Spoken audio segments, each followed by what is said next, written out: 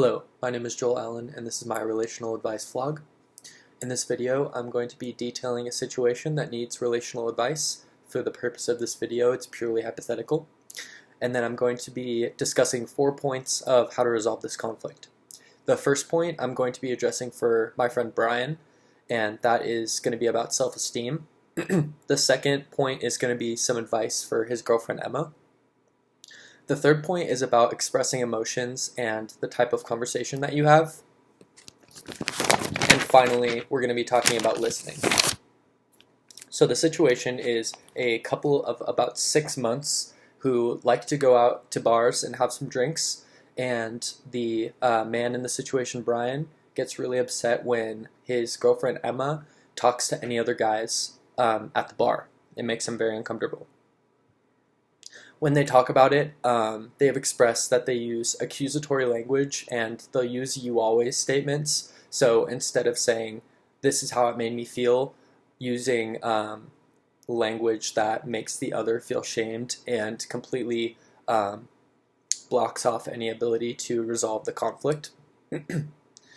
Emma knows that Brian gets upset, but she doesn't actually know why, because they've never been able to have a conversation that's not filled with emotion. So point number 1 for Brian, addressing self-esteem. So self-esteem is understanding your personal identity and your own self-worth. It's important to work on understanding your strengths and weaknesses so that when other people bring up things that you need to work on, you're hopefully aware of that. Also, just being willing to have an open mind about things that you personally might need to work on, because we all have them. Something that's really important is to look for insecurities in yourself. More likely than not, something bothers you because it's an insecurity that you personally have. So an example of this is like if Brian is really upset that his girlfriend's talking to another guy, perhaps that he feels inferior to these other guys, or maybe he feels insecure in his ability to approach women. So what I'm trying to say is that it's important to understand that you may feel a certain way because of your own insecurities. And having a clear concept of who you are will improve your confidence. And number 2, my advice to Emma, is pretty simple. If it's clear that something bothers somebody you love, then stop doing it. If it's not a necessity, then stop doing it. Number 3, emotion and conversation.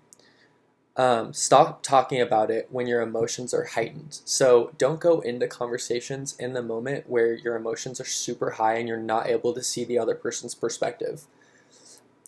Do not accuse or assume the worst of the other. If you're dating somebody for a long period of time, chances are you know them pretty well and you can assume that they don't have the intention to hurt you, so there must be some sort of misunderstanding.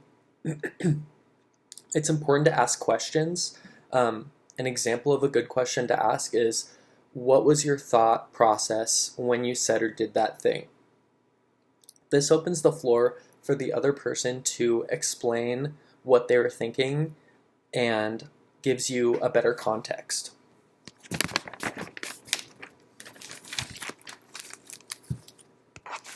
Another important thing is to talk about your own perception. Talk about how something made you feel and what you think you saw, and be able to accept the other person's perception as well.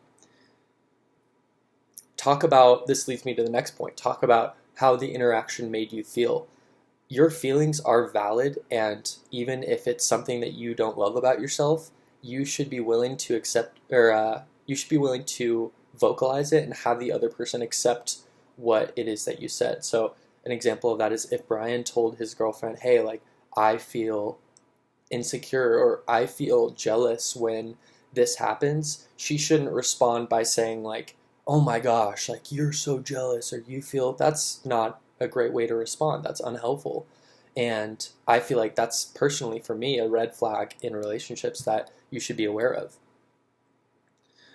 Another good tool is, without making the other feel bad, describe an alternative option that would make you feel loved. So describe, for Brian, a situation where Emma could talk to a guy without making him feel bad. Maybe that's like limiting the conversation to a certain amount of time. Maybe that's seeing her vocalize to the guy that she has a boyfriend, whatever it may be. The goal here is to be able to negotiate with your partner and to be able to find middle ground. Okay, so that brings us to number 4, which is listening. Obviously, if you're able to express your opinion, but the other person's not good at listening, we're going to have a big problem. The first thing that I want to bring up is listening to understand.